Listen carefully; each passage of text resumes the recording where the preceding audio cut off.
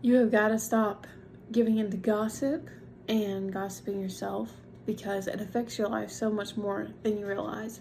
Gossiping is a sin for a reason because gossiping not only separates you and that person that you're talking about or that person that's talking about you and yourself, but it's a sin because it separates you guys and it separates you from God. I know that this is hard. It's something that I struggle with all the time. If it's not something that you would not say to their face, you probably shouldn't be saying it. And if it's coming from somewhere of a place of concern, don't talk to somebody else about it. Talk to them about it. Ask them if they're okay. Ask them if they need help. But the Lord will fight for you, and you only need to be still. So when you hear gossip coming for you, that is like the gossip that people are saying about you and your reaction. When you put them together, it's like a flame and gasoline. And that's just waiting for an explosion. It's waiting for it to blow up, not only in their life, but in yours. It creates more chaos in your life, and a man's wisdom gives him patience. It is glory to overlook an offense. You're glorified when you are able to look at something and hear something someone says about you and be like, okay, you know what? I'm going to trust that God is going to clear my name. God has got my back. It's not something that I need to give into. It's not my job to take care of it. I know who I am. I know the truth of the situation. And a fool who finds no pleasure in his own understanding, but delights in airing his own opinion. So I want you to also assess the person that is saying these things about you. Take a look in their life. Are they perfect? Because if they're not, then why are you caring about someone's opinion who's not Jesus? Jesus was the only perfect person. Jesus was the only one who had any room to talk about anybody. You know what I mean?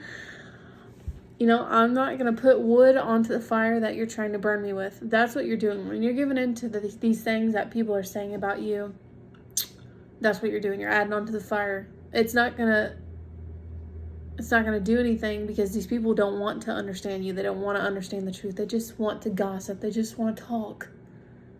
It doesn't matter if you justify every single little thing that somebody says about you. They just want to talk. So they're not going to want to understand you. And the person that's coming to you with these things, the person that is, forwarding it on, if they're not coming to you to ask you about this and say, hey, are you okay? Hey, is this what's going on? Are you okay? They don't want to hear the truth either. They're just pertaining to the gossip. They're just feeding the fire.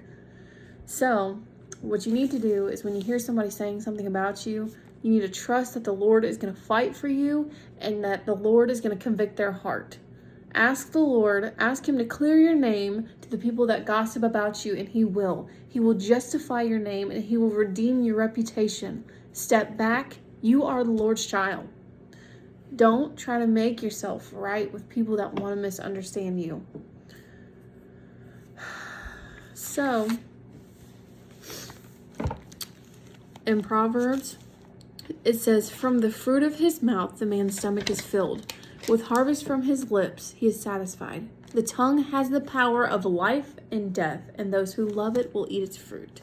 From the fruit of his mouth the man's stomach is filled. Okay, yeah. So the stomach represents the person's inner being and their soul, their feelings, their contentment, and their fulfillment. The fruit of his mouth refers to spoken words, ideas, counsel, and communication that comes from a person. Positive and wise speech leads to positive outcomes and fulfillment in life. Just as eating nutritious fruit brings physical satisfaction, so it's talking about the metaphor, speaking words that are uplifting, constructive, and wise can bring a deep sense of contentment, well-being to the speaker of those around them. Conversely, negative, harmful, and foolish speech can lead to negative consequences and dissatisfaction. If someone uses words to spread negativity or engage in foolish talk, they might not find genuine satisfaction or fulfillment in life. So, the person that's saying something about you, the person that is talking about you, are they 100% fulfilled in their life? Are they content? Are they happy? Because someone who has that much time to sit there and speak negatively about you is probably someone who needs to do some thinking about their own life. So, yeah. A fool finds no pleasure in his own understandings. That's just, yeah. I mean, just don't lean on your own understanding. Trust in him. He's going to fight for you. He's going to clarify your name. He's going to justify your name. So just leave it to him. Don't try to take it into your own hands, because it just won't work. That's not your job. He wants you to fight for him, not fight. Don't even worry about defending yourself. He's got you, okay?